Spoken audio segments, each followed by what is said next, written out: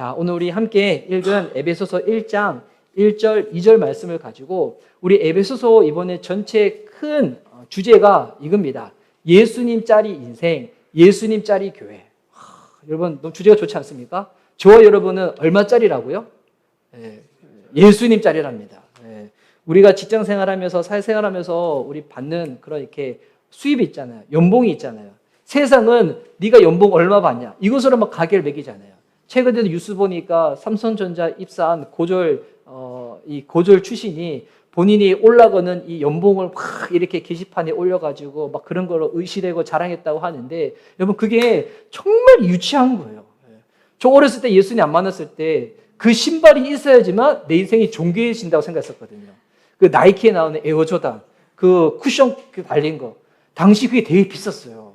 9만 얼마였어요. 그때 당시. 그거를 제가 중학생인데 엄마한테 쫄라서 샀던 적이 있었거든요. 그거를 신어야지만 내 인생이 존귀해지고 비록 짧은 다리지만 사람들이 나를 볼 때 무시 안 할 거라고 생각해가지고. 여러분 근데 그 에어조단 신발을 신어도 다리가 길어지지 않더군요. 잘생긴 얼굴 늘 잘생겼지. 신발 신는다고 해가지고 없다 해고자 못생기고 이러지 않잖아요. 여러분 저와 여러분은 우리가 세상에서 어떤 대접을 받고 어떤 우리가 뭐 수입을 받고 그 차이는 다 했더라도 중요한 거 우리 예수님 자리입니다. 예수님 자리. 여러분 이 교회 역시도 마찬가지입니다. 이 교회 보면 큰 교회, 작은 교회, 뭐 가정교회, 미셔너리 처치 요즘은 교회도 여러 가지 유형들이 많이 있는데 여러분 큰 교회 바라보면서 여러분 욕할 필요 없어요. 작은 교회 바라보면서 움츠러들 필요가 없습니다. 왜? 이 땅의 모든 교회는 예수님 자리이기 때문에. 그래서 오늘 이 큰 주제를 가지고 오늘 설교의 제목이 하나님의 영원한 계획은 교회를 통해 펼쳐집니다 라는 제목을 가지고 은혜를 누리고자 하는데요. 우리 좌우에 계신 분들 바라보며 오늘 이렇게 한번 서로 축복했으면 좋겠습니다. 특별히 우리 배우자분들이 계시면 배우자분들끼리 눈을 맞추시면서 당신은 예수님 자리입니다. 평소에 여러분 이번 한 주간 같이 몸 부딪히며 살면서 참 이렇게 주님이 나한테 허락하신 훈련이 다른 게 훈련이 아니구나. 이분과 같이 사는 게 훈련이구나 라는 그런 생각 들 때가 있었잖아요. 아닙니다. 예수님 자리입니다. 예수님 자리. 서로 바라보며 그렇게 축복하며 인사합시다. 자, 시작. 당신은 예수님 자리입니다. 당신은 예수님 자리입니다. 우리 뒤에 있는 저의 사랑하는 딸 주아랑 또 아들 주다도 예수님 자리입니다. 할렐루야. 아빠의 눈에 안 맞추시네. 예수님 자리입니다. 믿음으로 선포하고 실제로 그렇게 예수님 자리입니다. 자, 오늘은 제가 설교 시작하면서 퀴즈를 시작하려고 하는데요. 이 퀴즈에 나오는 답을 한번 맞춰보시기 바랍니다. 힌트를 제가 3개 드릴 건데 첫 번째 바로 하지 마시고 들어보시고 힌트 3개 다 듣고 난 다음에 한번 답을 해보시기 바랍니다. 자, 제가 이게 PPT 넘길 건데 자, 나왔죠? 자, 이 책은 무슨 책일까요? 이 책은 무슨 책일까요? 자, 첫 번째 힌트입니다. 자, 이 책에는 진기한 보화가 감추어져 있습니다. 그래서 그리스도인의 용기를 붙돋아서 그 걸음을 재촉하고 교회의 성장을 이끌어내는 복음의 진리가 숨겨져 있는 이 책이 있습니다. 이 책은 무슨 책일까요? 자, 감이 오시나요? 두 번째 힌트. 이 책은 무슨 책일까요? 자, 이 책은 큰 주제를 다루고 있는데 그 안에 그 얘기를 보면 하나님이 우리를 선택하시고 예정하셔서 자녀를 삼으시는 거대한 이야기가 펼쳐진 책입니다. 답이 딱 오시나요? 그리고 이제 세 번째. 이 세 번째 들으시면 이건 또 분명히. 자, 세 번째. 교리적으로 풍부하고 종합적인 내용을 다루면서도 로마서보다는 훨씬 짧고 간결하고 이러면 로마서가 몇 장인지는 또 아셔야 되겠죠. 로마서보다는 짧고 그리고 설교자라면 이 책을 꼭 다루고 싶은 책이기도 한데 이 책은 작은 분량이지만 복음과 신앙생활 전반에 필요한 내용을 포괄적으로 다루고 있는 일종의 교리문답과 같은 책입니다. 제가 이제 힌트 3개 드렸는데 답을 아시겠나요? 답이 무엇인가요? 에베소서죠. 혹은 이 힌트 4번까지 드렸는데 못 맞추실 분이 있으실까봐 힌트 4번도 준비되어 있었어요. 힌트 4번은 뭐냐면 자녀를 갖고 싶은 여자들이 사랑하는 책. 그래서 에베소서. 이런 얘기하면 아재라 해가지고 요즘 안 좋아요. 예. 그리고 이제 출산을 앞둔 우리 자매님들이 좋아하는 성경, 출애굽기 해가지고 하는데, 자, 죄송합니다. 자, 그래서 예, 힌트 1번, 2번, 3번 있는데, 그래서 이 힌트가 다 에베소서를 말하고 있는 내용들이에요. 근데 이거는 제가 이렇게 한 것이 아니라 다 이렇게 유명한 목사님들이 이런 얘기를 하셨거든요. 힌트 1번은 영국에 있는 이 헬렌 손이라는 목사님이, 이분이 비브리컬 카운셀링이라 해가지고 그 단체의 대표신데, 그 목사님이 에베소서에 관련해가지고 이런 이야기를 하셨어요. 두 번째 힌트는 존 파이퍼 목사님이, 미국의 복음주의의 대표적인 목사님, 베들레헴 침례교회 담임으로 계시다가 이제 은퇴를 하셨는데, 이 존 파이퍼 목사님이 에베소서는 이와 같다고. 그리고 힌트 3번은 누가 있냐면, 제가 최근에 참 이렇게 존경하고 많이 보고 있는 팀 켈러 목사님. 팀 켈러 목사님에 대해서 나중에 제가 한번 다룰 일이 있을 건데, 뉴욕에서 그 다원주의가 충만한 뉴욕에서 몇 명 데리고 교회를 시작해가지고 그 교회가 지금 8,000명까지 되고, 8,000명까지 됐던 게 중요한 게 아니라 이 목사님이 해가지고 개척된 교회가 2,000여 개가 돼요. 엄청나죠? 이 목사님이 에베소서에 대해서 이런 이야기를 하셨는데, 근데 중요한 거는 이분들이 이야기했던 이 내용들의 요 중요한 표현들이죠. 에베소서에는 뭐가 담겨져 있다고요? 진귀한 보화. 우리 아내분들이 보화 사고 싶다 할 때 우리 남편들이 무엇을 주면 됩니까? 성경책 주면서 에베소서 읽어보라고. 이렇게 하면 그 관계가 여러분 안 좋아집니다. 그렇게 하지 마세요. 그리고 에베소서에는 뭐가 담겨 있을까요? 큰 주제, 또 성경 쪽에 계시다. 네, 큰 주제가 또 담겨져 있고요. 또 에베소서에는 복음과 신앙생활의 전반을 다루고 있는 책이 에베소서라는 겁니다. 그래서 이 에베소서 성경을 통해서 우리의 영혼을 깨우는 우리가 보화를 발견하고요. 그리고 저와 여러분의 이 개인적인 신앙이 더욱더 부유해졌으면 좋겠습니다. 그래서 어떻게 되는가? 여러분, 내 마음이 부유해지잖아요. 내 마음이 너무 좋으면 이거를 나누고 싶잖아요. 그래서 내가 깨달은 이 진리를 나누고 싶은 거예요. 제가 이 에베소서 본문을 가지고 설교를 왜 하고 싶은가? 제가 20년 전에 성경 공부했었을 때 그때 받았던 은혜와 감흥을 저 혼자 20년 동안 꼭 제가 누리고 있었는데 같이 나누고 싶어가지고. 그래서 이로 인해서 정말 예수님을 더 깊이 알아갈 수 있는, 예수님으로 인하여서 정말 충만한 저와 여러분이 됐으면 좋겠습니다. 그래서 오늘은 이 에베소서 첫째 날이기 때문에 에베소서의 이 전체 배경과 구조, 그리고 핵심 단어를 오늘 좀 이렇게 성경 공부식으로 좀 이렇게 살펴보고 난 다음에 1절과 2절까지 잠깐 보고자 하는데요. 먼저는 이 에베소서의 장르죠, 장르. 이 에베소서는 어떤 장르입니까? 우리 주일학교에서 다음 세대 예배 드릴 때 제가 질문을 던지잖아요. 애들이 손을 진짜 많이 들어요. 그리고 진짜 답을 잘 알아. 와, 야, 진짜 놀라워요. 근데 우리 청장년 예배를 드릴 때는 다들 이렇게 성격들이 다들 이렇게 조용하셔가지고 대답들 잘 안 하시는 것 같아요. 여러분, 이 에베소서는 어떤 장르입니까? 네, 편지죠. 그래서 되게 서신서라고 하죠. 그래서 이 신약 성경이 27권이잖아요. 그 중에 13권이 사도 바울이 쓴 편지예요. 그래서 오늘 첫째 날이다 보니까 성경 전체적인 것을 보면 제가 성경의 첫 번째 시간을 다룰 때마다 이 내용을 계속 나눠요. 다루면 여러분이 듣고 이해는 되시는데 잘 기억은 못 하시죠? 괜찮습니다. 그래서 제가 매번 반복할 수 있으니까. 자, 성경은 전체적으로 이렇게 구약 39권, 신약 27권, 합이 66권이잖아요. 그래서 요거를 분류가 어떻게 되냐면, 저는 대학 때 성경을 처음 일독할 때 너무 어려웠어요. 왜 어렵냐면 성경의 이 배열이 장르별로 배열이 되어 있다고 누가 알려주지를 않았거든요. 읽다 보니까 내용이 이어지지를 않는 거예요. 성경 보면 역사, 체험, 예언 이렇게 되어 있는데, 그래서 역사에 대한 것, 역사서가 17권, 체험에 대한 것, 시가서가 5권, 예언에 대한 것 17권. 야, 암기도 쉽죠? 17, 5, 17, 합이 39권. 그리고 신약 성경에서는 역사에 관련된 게 5권, 체험에 관련된 게 21권, 예언 딱 1권. 그래서 합이 27권이 됩니다. 요거를 조금 더 세분화시키면 이렇게 되죠.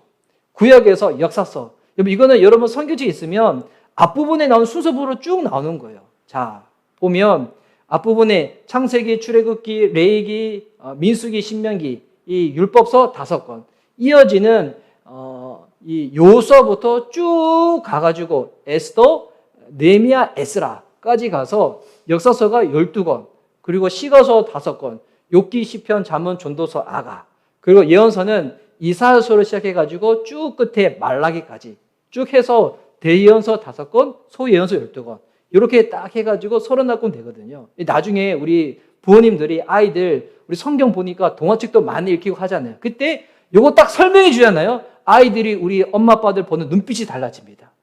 존경하는 눈빛으로. 금요일 때 하엘이가 와서 저한테 얘기했던 게 있거든요. 아빠에 대해서. 근데 듣고 근데 오늘 이 얘기를 나중에 하엘이한테 해주세요. 너 성경이 어떻게 구성되는지 아냐고. 요 얘기 해줄 순간에 하엘이가 평소에도 아빠를 사랑하고 존경하지만 이제는 그 눈빛이 다시 한번 거듭나집니다. 우리 아빠가 거의 작은 예수님이시네. 이 눈빛으로 바뀌게 됩니다. 요거 딱 설명해 주시는 순간부터 나중에 다 기억하셔가지고 신약성경이 어떻게 되는가? 복음서 4권, 사도행전 1권, 바울이 쓴 편지가 13권, 그리고 바울이 아닌 다른 사람이 쓴 편지가 8권, 요한계시록 1권인데 이제 우리는 여기서 바울 서신 13권을 살펴보게 될 거죠. 바울 서신 13권이 성경에 보면 13권 이렇게 나와 있어요. 성경에는 순서 보면 로마서부터 시작해가지고 로마서, 고린도전서, 고린도후서, 갈라디아서, 에베소서, 빌립보서, 골로새서, 데살로니가 전서, 후서, 그리고 디모데전서, 디모데후서, 디도서, 마지막 빌레모서. 우리가 가지고 있는 성경에는 이런 순서로 나와 있어요. 그런데 이 순서가 사도 바울이 쓴 순서가 이런 순서는 아니에요. 사도 바울이 로마 감옥에 갇혀 있었을 때 썼던 편지가 4권이 있어요. 이게 에베소서, 빌립보서, 골로새서, 빌레몬서. 그래서 이걸 되게 옥중서신이라 하죠.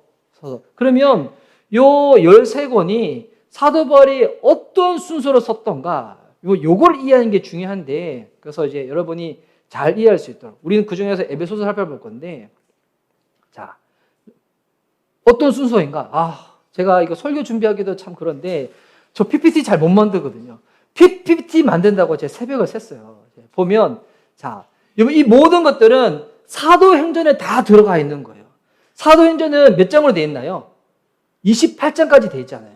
28장에 보면 사도행전은 전반부는 예루살렘 교회 이야기, 후반부는 안디옥 교회 이야기. 전반부의 주된 인물은 베드로잖아요. 근데 후반부에는 주된 인물이 누굽니까? 바울이죠. 그래서 이 보면 바울에 의해 가지고 순서를 나누면 요 전반부는 1장에서 12장까지는 예루살렘을 중심으로 이야기가 펼쳐져요.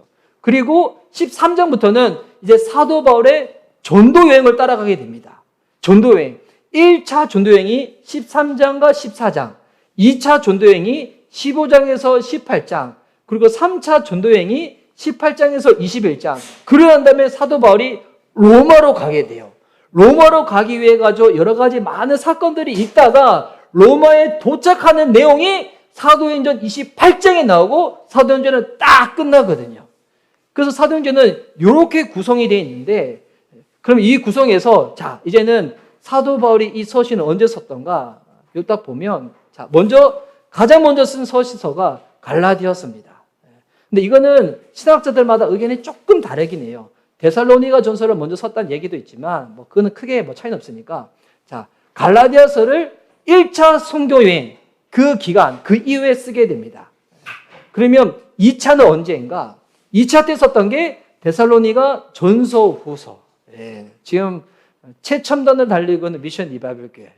이렇게 애니메이션. 이 애니메이션이죠. 그래서 애프터 이펙트를 배워야 되나 봐.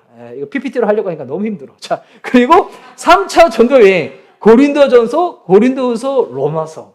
암기가 되게 쉽죠? 1차 때 언제요? 갈라디아서 1권. 2차 때 데살로니가 전후서. 3차 때 고린도 전서, 후서, 로마서. 그리고 여기 기간도 보면 1차 선교여행 기간이 2년 정도가 돼요. 2차 선교여행은 3년. 그럼 3차 선교여행은 몇 년 정도 될까요? 4년 정도가 돼요. 감사하게도. 우리가 암기하기 쉽도록. 그리고 로마로 가서 로마에 있는 감옥에 갇히고 난 다음에 이제 이 4권의 성경을 씁니다. 에베소서, 골로새서, 빌립보서, 빌레몬서. 그리고 로마에 갇혀 있다가 잠시 풀리고 난 다음에 다시스를 갔다 오거든요. 그게 어디냐면 스페인. 갔다 오고 난 다음에 다시 이제 로마에서 이제 갇히게 돼요.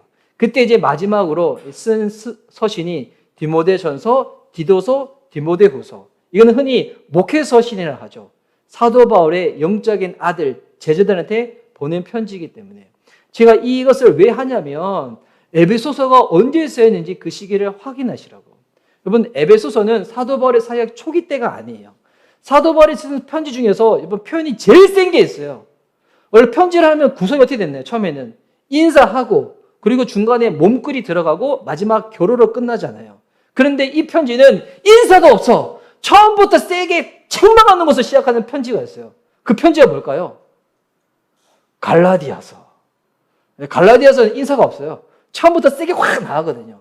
사도 바울의 사역 초창기 때, 약간 거칠었을 때. 그런데 에베소서 때는 딱 보세요. 다 형식이 갖춰져 있잖아요. 본인이 감옥에 갇혀 있음에도 불구하고 인사 다 하고, 심지어 빌립보서에는 감옥에 본인이 갇혀 있는데 주 안에서 기뻐하라고 딱 얘기를 하고 있고. 그래서 이걸 왜 하냐면 에베소서는 사도 바울의 사역의 후반기 때 쓰여진 이 편지라는 것입니다. 자, 그래서 이때 이거를 딱 정리하면 이렇게 딱 나와 있는 거죠. 여기 딱 이런 표들은 뭐 찾아보면 너무나 많이 있습니다. 이거 지금은 그냥 이런 게 있구나 하고 넘어가시면 됩니다. 나중에는 이런 부분들을 우리가 다 또 공부를 하시게 될 겁니다. 자, 그래서 이 사도 바울이 이 편지를 썼을 때가 AD 60년 초반경이었어요. 로마에 갇혀 있었을 때. 그러면 이 편지를 받는 대상자는 누구였어요? 에베소에 있는 교회잖아요. 근데 이 교회는 하나의 교회가 아니에요. 에베소 지역에 개척되어 있는 여러 교회들이 이 편지를 다 회람할 수 있도록, 열어볼 수 있도록 그렇게 편지를 보냈거든요. 그러면 에베소라는 지역은 어디에 있을까요? 에베소라는 지역. 나중에 이제 터키 여행을 가시면 꼭 에베소 지역을 가보시기 바랍니다. 저는 에베소를 못 가봤어요. 터키는 가봤는데 너무 안타까워요. 나중에 꼭 가고 싶은데 여기 보면 이 지중해 지도잖아요. 지중해가 있고 여기가 에게해가 있고 흑해가 있고 에베소는 어디 있냐면 이 에게해의 맞은편 동쪽에 있습니다. 여기 에베소. 여기 있는데 여러분 이 에베소는 당시에 세계적인 상업 도시였어요. 그 에베소에 사도 바울이 편지를 보낸 이유는 실제로 이 사도 바울이 에베소에 간 적이 있었거든요. 이것이 사도행전 19장의 얘기가 나오는데 사도행전 19장 얘기를 보면 너무 재밌어요. 어떤 얘기 나오냐면 원래 이 에베소 지역에서는 누가 사역을 했었냐면 아볼로가 사역을 했었어요. 근데 아볼로가 에베소 지역을 떠났을 때 사도 바울이 이 지역에 딱 가요. 보니까 거기 예수님 있는 사람들이 있는 거예요. 쟤들이 있는 거예요. 이들을 딱 만나자마자 사도 바울이 첫 번째 던졌던 질문이 뭔지 알아요? 어떤 질문을 했을 것 같아요? 우리는 교회 세 가지가 오잖아요. 그러면 우리는 이름 물어보고 집 물어보고 혹시 교회 다녀본 적 있냐 이런 거 물어보잖아요. 근데 사도 바울은 딱 만나자마자 뭐부터 물어봤냐면 너희가 믿을 때 성령으로 세례를 받았냐고. 이거를 물어봐요. 여러분 이게 성경적인 질문인가 봐요. 우리가 이제 누군가 기존에 신앙생활 하시는 분들이 있다. 그럼 딱 만나자마자 혹시 성령 충만하십니까? 성령 세례 받으셨습니까? 사도 바울이 이거부터 물어보는 거예요. 근데 이 아볼로의 제자들의 고백이 뭐냐면 우리는 성령이라는 그 단어를 들어본 적도 없다는 거예요. 그때 사도 바울이 기도를 딱 해줬을 때 그때 12명의 사람들이 방언도 하기 시작하고 예언도 하기 시작해요. 이 본문이 우리 금요예배 때 제가 받은 말씀이거든요. 금요 부흥 예배 때 하나님 매주 12명이 성령 받는 역사가 일어나게 해달라고. 근데 요즘 금요예배는 완전 천국입니다. 완전 천국. 여러분 천국을 맛보고 싶다. 금요예배 때 오시기 바랍니다. 중인데 금요예배 거의 포맷이 어떻게 될까 좀 고민하고 있는데 그러고 난 다음에 사도 바울은 기도해줬다. 이들이 성령으로 세례받고 충만해졌다. 그러고 난 다음에 끝났을까요? 아니에요. 그때부터 2달 동안 이들을 양육해요. 2달 동안 양육을 하는데 양육하는 동안에 유대인들이 공격이 많은 거예요. 와가지고 막 시비를 거는 거예요. 그래서 자리를 옮겨서 3달 동안 성경을 가르치는데 그리고 자리를 옮기는 데가 어디냐면 우리가 잘 아는 데요. 두란노 서원에 가요. 여러분 우리는 두란노 하면 저기 이게 서울에는 뭐 기독교 서점의 이름이 두란노라는데, 여러분 이 두란노는 원래 이 에베소 지역에 있는 데예요. 그 두란노 선에 가서 사도 바울이 몇 년을 양육하냐면 2년을 양육합니다. 여러분 우리 제자훈련 생활 성경 공부할 때 우리 어떤 분들은 4주 너무 긴 것 같아요. 뭐 풍성한 삶의 초대 7주 너무 긴 것 같아요. 결코 길지 않습니다. 사도 바울 몇 년 양육했다고요? 2년 3개월. 예. 2년 3개월 받지 않고는 여러분 불평하지 마시기 바랍니다. 예. 나중에 우리도 그렇게 양육을 해야 되겠죠? 예. 이 말이 즉 하겠다는 얘기겠죠. 언젠가는. 그리고 난 다음에 이제 어떤 일이 다 벌어지냐면 이 에베소서 지역은 또 뭐로 유명하냐면 이 엄청난 상업 도시다 보니까 이 지역에는 뭐가 있냐면 이 당시에 헬라 신을 섬기는 그리시아 신 아테미의 신전이 있었던 도시였어요. 신전 도시. 그래서 이 신전에 보면 실제로 지금 에베소 지역에 가면 이 신전이 있어요.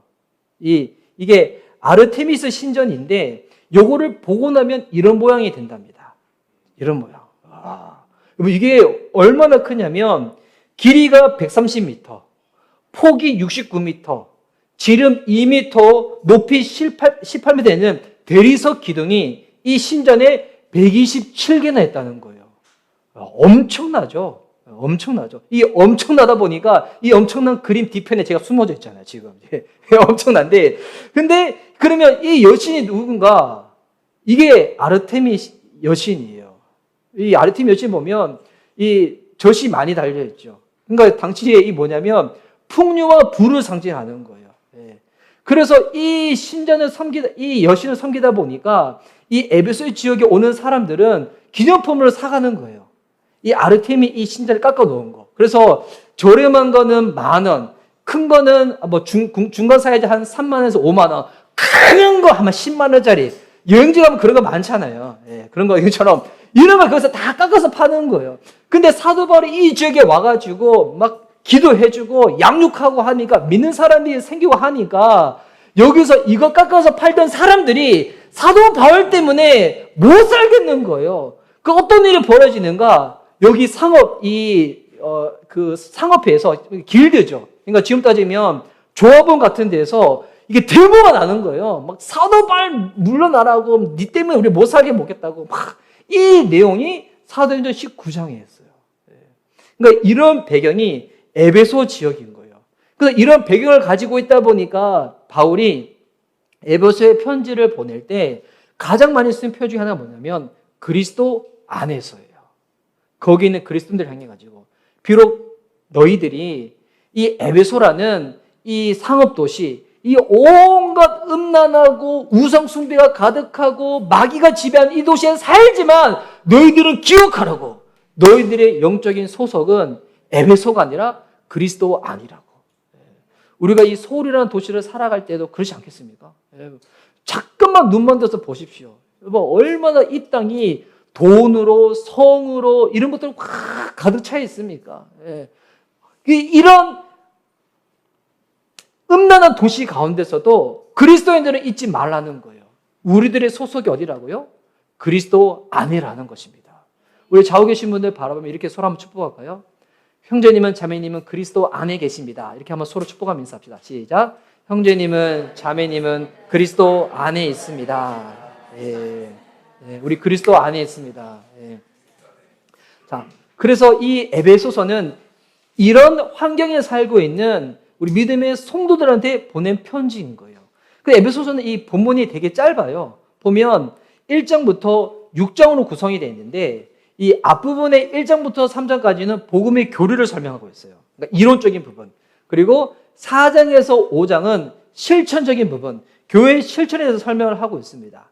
그래서 우리 1장, 2장, 3장의 내용에 보면 주님이 그리스도 안에서 만물을 통일하게 하시고 또한 이 만물의 통일은 하나님과 화목과 또 주변 사람들과의 화목을 통해 가지고 또 이 복음은 비밀인데 이 모든 것이 드러난다. 이런 내용이 1장, 2장, 3장에 나와 있고요. 지금은 그냥 눈으로 보고 확인만 하시면 돼요. 왜? 우리가 다 다룰 거기 때문에. 그리고 4장, 5장, 6장에서는 각 성도가 우리 성숙하게 자라나기 위해 가지고 우리가 주님 안에서 모이게 힘써야 되고 연합을 해야 되고 그리고 이것들이 교회, 가정, 직장에서 우리의 삶을 통하여 드러나야 되는 것이고, 마지막 6장에서는 우리가 영적으로 무장하여서 하나님의 전신갑주를 입고 영적으로 승리하기를 당부하면서 기도하면서 딱 끝나거든요. 그래서 에베소서는 되게 짧은 성경이에요. 짧은 성경인데도 불구하고 이 안에 복음의 교리, 실천적인 부분들, 영적인 전쟁에 대한 부분들이 다 담겨져 있다는 겁니다. 그래서 이 복음서를 에베소를 딱 띄면 나중에 어떻게 될까요? 저와 여러분이 영적으로 다 무장이 되어 있는 거예요. 하나님의 전신갑주로.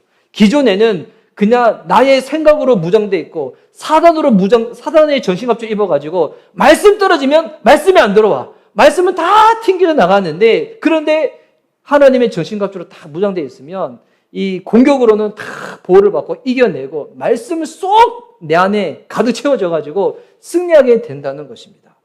자, 이런 내용으로 구성이 됐는데 우리가 이제 에베소서 말씀을 살펴보면서 이제 여기서 강조하고 있는 이 핵심 메시지들이 있어요. 이게 단어들이 있는데 이제 어떤 단어들인가? 자, 이 에베소서에는 죄에 대한 언급이 많아요. 더불어서 죄를 언급하면 뭐가 나올까요? 은혜에 대한 언급이 있어요. 죄는 무엇인가? 하나님과 분리되어진 이 백성이 놓여져 있는 상태. 어떤 상태에 놓여져 있는가?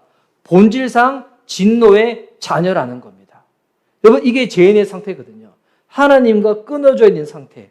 그럼 은혜는 뭘까요?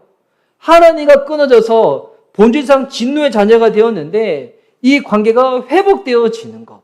하나님과 회복되어지는 것. 여러분, 이것이 하나님의 은혜로 이루어진다는 거예요.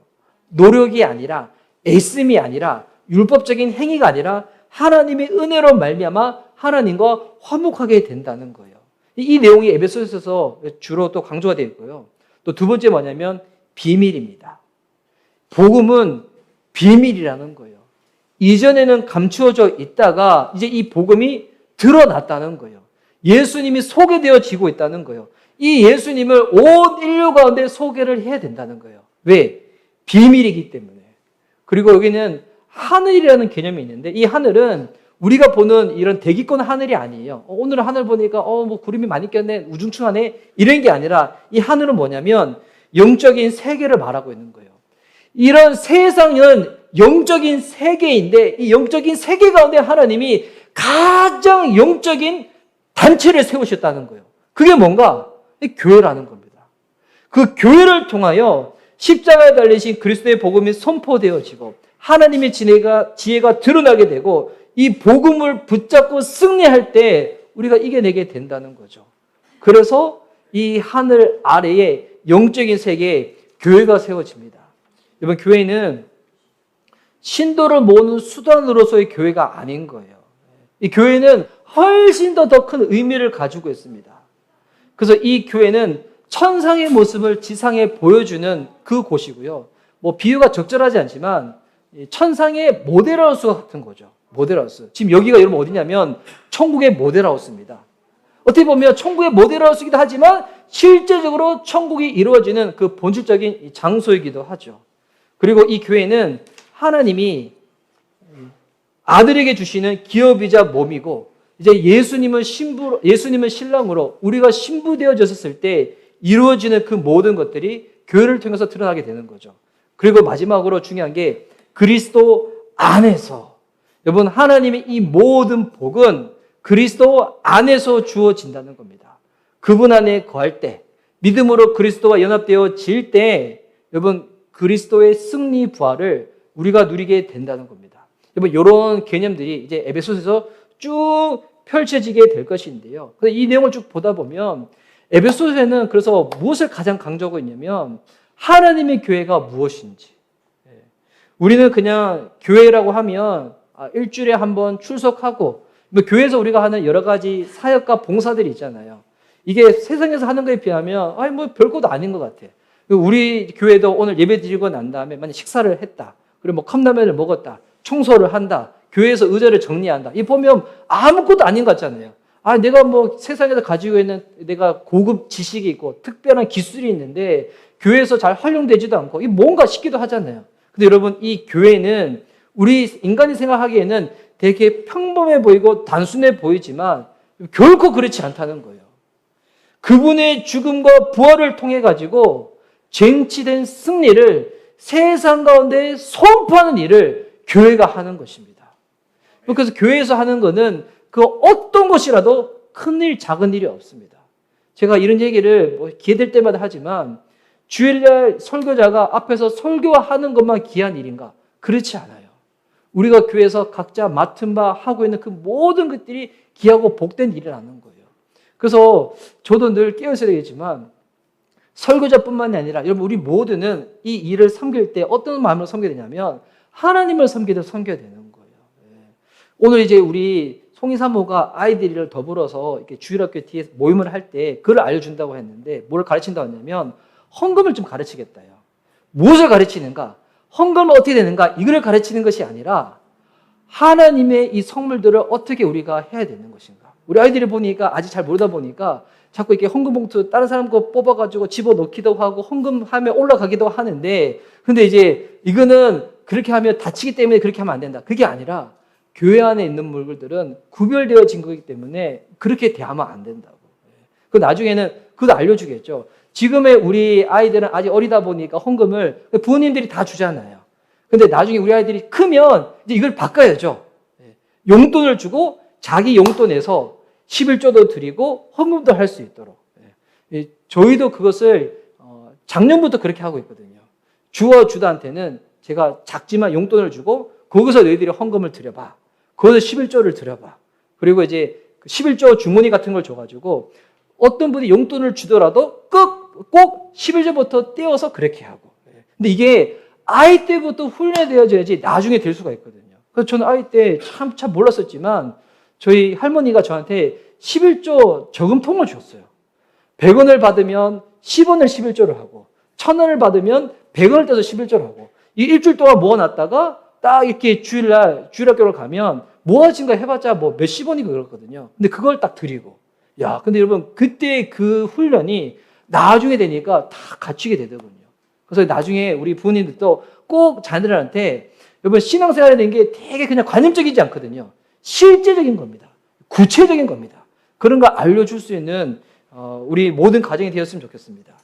그만큼 여러분 교회는 하나님 앞에서 너무나 소중하고 중요한 존재라는 겁니다. 그래서 이 에베소서는 교회를 섬기는 사람들한테 보낸 편지라는 거예요. 이런 배경을 알고 이제 에베소서의 맥락을 한번 살펴보도록 하겠습니다. 우리 1절 말씀입니다. 이제 뒤에 넘겨주세요. 자, 1절 말씀.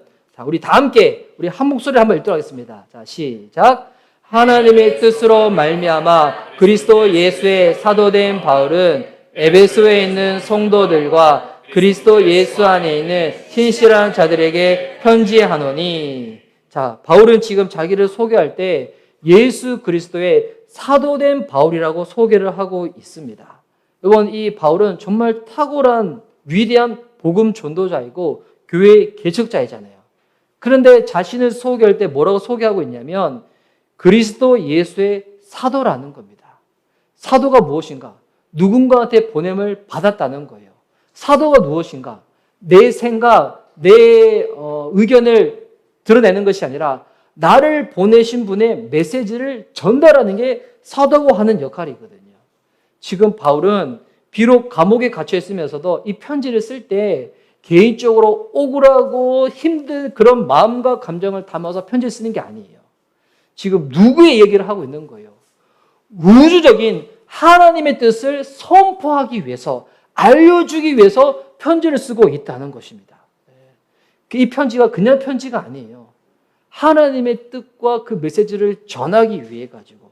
근데 받는 당사자는 누군가? 1절 후반절에 보니까 에베소에 있는 성도들과 그리스도 예수 안에 있는 신실한 자들에게 편지하노니. 자, 받는 당사자가 성도들과 그리스도 예수 안에 있는 신실한 자들입니다. 이거를 우리가 읽을 때는 그냥 읽지만 이걸 읽을 때 당시는 어떤 상황이냐면 유대인들과 이방인들이 아직까지 갈등이 많은 상황이었어요. 남자에 비해서 여자의 인권은 되게 무시가 되는 시대였어요. 근데 여기 보니까 남자, 여자 그런 구별이 없죠. 유대인, 이방인 그런 구별이 없죠. 뭐라고 이야기하고 있냐면 에베소에 있는 성도들이라는 것입니다. 주님을 믿게 되면 여러분 우리 안에 각자 여러 가지 많은 다름이 있고 여러 다른 배경들이 있지만 그것을 초월해가지고 우리가 주님 안에서 한 몸이 되어진다는 것입니다. 지금 바울은 편지를 보내면서 너희들은 계속 이방이다, 유대인이다 치고받고 싸우고 그리고 뭐 정치적으로 뭐 이렇다 저렇다 그리고 뭐 지역적으로 이렇다 저렇다 사회 계층적으로 높다 낮다 이런 거 계속 따지지만 교회 안에서는 뭐라는 겁니까? 그 다 쓸모없는 것이고 교회에서는 우리 모두가 주님으로 말미암아 성도라는 거예요. 신실한 자들한테 편지를 보낸다는 겁니다. 우리가 한 몸이라는 거예요. 이게 나중에 우리 에베소서 5장 가면 설명하겠지만 에베소 5장 가면 부부에 대한 설명이 있어요. 많은 사람들은 야 부부를 바울이 왜 설명하는데 그 부부를 통해 가지고 예수님과 우리와의 관계를 설명하는 거거든요. 주님 안에 있으면 우리 모두가 하나라는 거예요. 이때 이제 마지막 2절에 이렇게 축복하며 인사를 하고 있습니다. 자, 2절 말씀 또 함께 읽도록 하겠습니다. 시작. 하나님 우리 아버지와 주 예수 그리스도로부터 은혜와 평강이 너에게 있을지어다. 자, 무엇이 있기를 위하여 축복하며 인사하는가? 은혜와 평강이 있기를 축복하고 있다는 겁니다. 이 은혜라는 이 단어는 헬라어로 카리스라고 하는데 이 은혜라는 단어가 단순한 단어가 아니거든요. 이 은혜라는 단어 안에 어떤 의미가 있냐면 은혜, 기쁨, 즐거움, 달콤함, 사랑스러움, 호의 이 모든 것이 들어가 있는 단어가 헬라어 카리스 즉 우리나라 말로 번역되어 있는 은혜라는 단어라는 겁니다. 지금 제가 나눈 은혜, 기쁨, 즐거움, 달콤한 사랑스러움, 호의 요거를 우리가 언제 우리 삶 가운데 일어나게 됩니까? 우리가 진짜 은혜 가운데 놓였을 때 기쁨과 즐거움과 달콤함과 사랑스러움과 호의가 나오잖아요. 그래서 어떤 사람이 평소와 다르게 원래는 평소가 성격이 되게 예민하고 까탈스러운 사람이 있는데 그런데 평소와 다른 거야. 평소에는 잠깐 눈빛 한 번만 보더라도 지나가다가 잠깐만 몸만 부딪히더라도 막 신경질 부리는 사람인데 그런데 평소가 그렇지 않은 사람이 있는 거야. 왜 그런 거예요? 지금 무언가 지금 은혜가 충만한 거예요. 은혜가 하나님께서 주시는 은혜도 있지만 세상에서 본인이 바라는 것들이 탁 채워지면 그때 잠시 잠깐이지만 은혜가 확 임할 때가 있잖아요. 저는 저희 애들 볼 때 그걸 참 느낄 때가 있거든요. 저희 둘째는 먹는 거에 참 이렇게 먹는 거 참 분명한데 예민스러운데 본인이 좋아하는 것을 딱 먹잖아요. 은혜가 충만해요. 부모님이 엄마가 부탁하잖아요. 그 순간은 다 들어줘요. 근데 은혜가 떨어지잖아요. 본인이 먹고 싶은 것을 못 먹어서. 그러면 그다음부터 오투부터 달라져요. 오투부터. 야, 여러분 내가 먹고 싶은 것도 먹을 때 잠시 잠깐이지만 은혜가 주어지잖아요. 근데 여러분 하나님이 주시는 이 은혜는 영원하잖아요. 순간순간 그렇게 주는 것이 아니라 그 자체로 딱 주시는 거잖아요. 여러분 우리가 은혜 안에 거하고 있음을 알 때 은혜, 기쁨, 즐거움, 달콤함, 사랑스러움, 호의가 다 일어나게 되는 거예요. 우리는 그것을 누릴 자격이 없는데 하나님이 전적으로 베풀어 딱 주시는 거예요. 그래서 하나님이 주시는 은혜는 늘 앞에 붙어있는 수식어가 있습니다. 선물이라는 거예요. 뭐 은혜는 노력으로 받는 것이 아닙니다. 주님이 선물로 주시는 거예요. 오늘 이 선물을 마음껏 받아 누릴 수 있는 저와 여러분 됐으면 좋겠습니다. 여러분 주님이 이 은혜를 선물로 주시는 겁니다. 주님이 선물로 주시니까 우리가 어떻게 받으면 될까요? 그냥 믿음으로 받으면 되는 거예요. 아, 하나님 내가 받겠습니다. 이렇게 하면 되는 겁니다. 이때 은혜가 주어질 때 은혜를 받은 자 가운데서 나타나는 일이 뭐냐면 우리나라 말로는 평강이라고 번역되어 있는데 근데 이게 헬라어로는 에이레네라고 하거든요. 에이레네. 에이레네가 원래 우리나라 말로 번역될 때는 평화로 번역될 때가 있어요. 원래 저는 이 평화와 평안이 같이 들어가 있는 게 에이레네의 뜻이거든요. 여러분 평화하는 사람가 누리는 것이 뭐냐면 평강이라는 거예요. 근데 이때 이 평화가 뭐의 평화가요? 평화. 발음이 잘 안 되네. 평화. peace. 예. peace. 이게 뭐에 대한 평화냐면 하나님과의 관계에서 평화. 그리고 주변 사람들과의 평화를 말하는 거예요. 내가 하나님과의 관계에서 평화롭고요. 주변 사람들과 평화로울 때 우리 안에 넘치는 게 뭘까요? 그게 평강인 거예요. 이거를 히브리 단어로 두 글자 이게 얘기하죠. 이게 여러분 샬롬입니다. 샬롬. 이 샬롬이라는 게 내가 원하는 바대로 내 주변 환경이 세팅되어졌을 때 내 마음이 편안하다. 이게 아니에요. 이 샬롬을 외쳤던 기도는 전쟁을 눈앞에 두고 있었지만 하나님과의 관계 안에 본인이 놓였음을 확인했었을 때 이렇게 외치는 거예요. 샬롬, 내 영혼은 평안합니다. 전쟁 같은 상황에 놓였다고 할지라도 하나님의 관계가 원만하면 여러분 내 안에 평강이 주어진다는 것입니다. 이 평안이 주어진다는 겁니다. 여러분 그래서 은혜가 없으면 평강이 없습니다. 은혜가 충만하면 여러분 모든 관계 가운데 평화가 일어나게 되고요.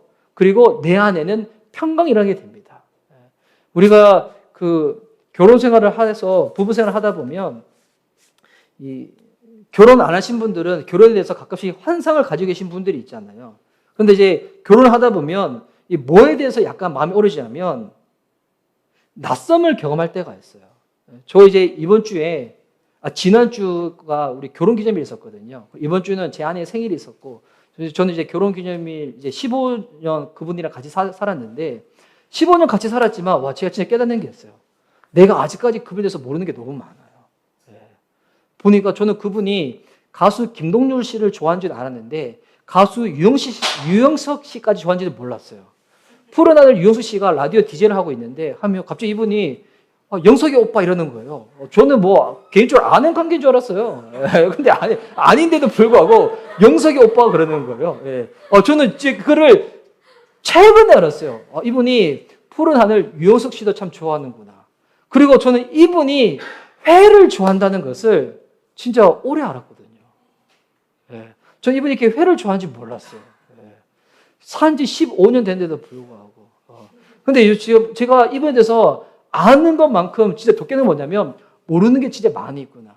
근데 이게 여러분 이게 외형적인 것뿐만이 아니라 그분의 기질, 그분의 성향, 그분의 내면도 마찬가지예요. 제가 모르는 게 너무 많은 거예요. 뭐 그때 뭐를 경험하게 되냐면 낯설다. 이거를 경험하게 돼요. 낯설다. 여러분 혹시 부부분들도 그거 느끼지 않아요? 갑자기 내가 사랑해서 같이 살고 있는데 내 옆에 있는 이 사람이 갑자기 낯선 경험을 할 때가 있어요. 송사모는 그런 경험 참 많이 한다고 저한테 얘기하거든요. 낯설다. 내가 누구랑 같이 살았지 참 낯설다 하는데 근데 여러분 우리는 되게 익숙하고 편한 게 평강이 주어진다고 생각하지만 여러분 이거는 그렇지 않아요.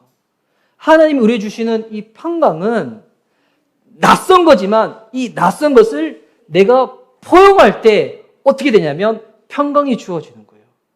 그 진짜 은혜는 낯선 것을 이거는 제가 하는 표현이 아니고 오늘 목사님이 하는 표현인데 너무 표현이 좋아가지고 뭐 진짜 은혜가 주어지잖아요. 낯선 것을 낯익게 만든다는 거예요. 이 아내와 부부와의 관계 가운데서 남편과의 관계 가운데서 낯섦이 있고 오름이 있었을 때 여러분 그때 왜 이 사람은 나한테 이렇게밖에 행동하지 못하는가 이렇게 나가는 것이 아니라 내가 하나님께로부터 받은 이 은혜가 내 안에 가득 차여져 있는가 여러분 요거를 먼저 따져야 되는 거예요. 부부관계뿐만 아니라 나중엔 직장 생활도 마찬가지고 여러 가지 많은 생활도 마찬가지지만 은혜가 충만해 보세요. 누가 나한테 공격이 와도 내가 화를 내지 않습니다. 저 사람이 지금 무언가 마음이 힘들어서 그런 거구나 라고 이해하고 넘어가지. 근데 내 안에 은혜가 떨어지니까 자꾸 이 모든 것들을 외부로 이유를 돌리는 거예요.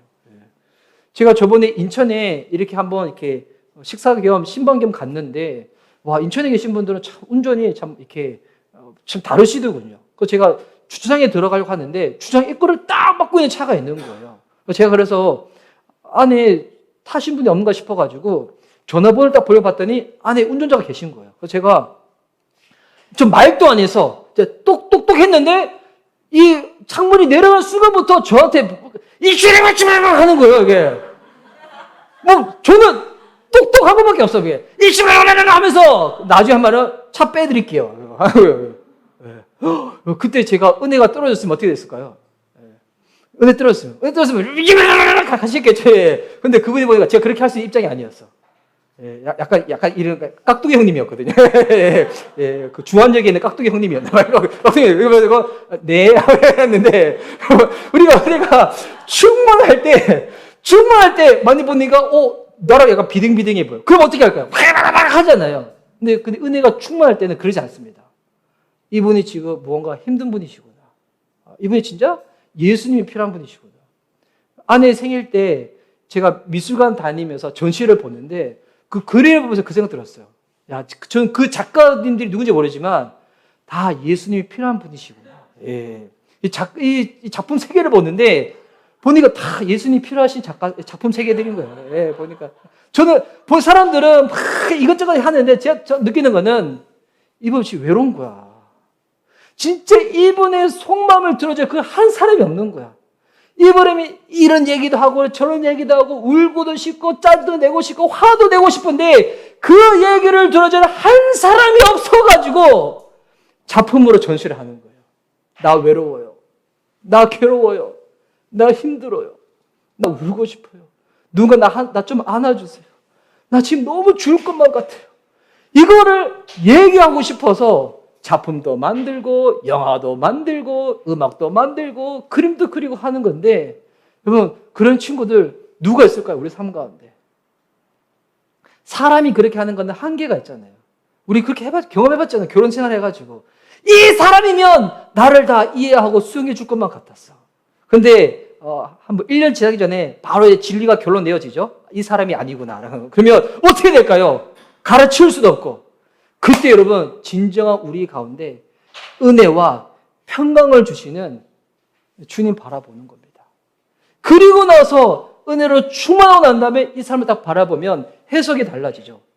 이전에는 내가 이 사람, 나니까 이 사람이랑 같이 생각을 해준다 했지만 이제 해석이 바뀌지죠. 이 사람이니까 나를 인내해 주는구나. 나를 수용해 주는구나. 지금 혹여나 옆에 있는 배우자분들 생각하시면서 아니면 여러분 이제 싱글들은 직장 생활에서 아니면 나는 가까이 분들 생각하시면서 나니까 이 사람이랑 관계 맺고 나라니까 이 사람이랑 내가 시간 보내줄 거야. 이런 생각이 아니라 이 사람이니까 나를 품어주고 인정해주고 수용해주는구나. 이렇게 생각이 해석되신 분들은 지금 은혜가 충만하신 겁니다. 근데 그런 생각이 안 된다. 나는 여전히 더 억울하다. 나는 원통하다. 은혜가 필요하시다는 겁니다. 은혜를 오늘 누리시고 다시금 평강으로 하느님과 화목하시고 주변 모든 사람들과 이 평강의 은혜를 누릴 수 있는 저와 여러분 됐으면 좋겠습니다. 이 에베소를 통하여 바울이 이렇게 축복하는 것처럼 이 축복을 계속 누릴 수 있는 그 시간들로 가득 채워지기를 우리 기대하며 예수님의 이름으로 축복합니다. 아멘.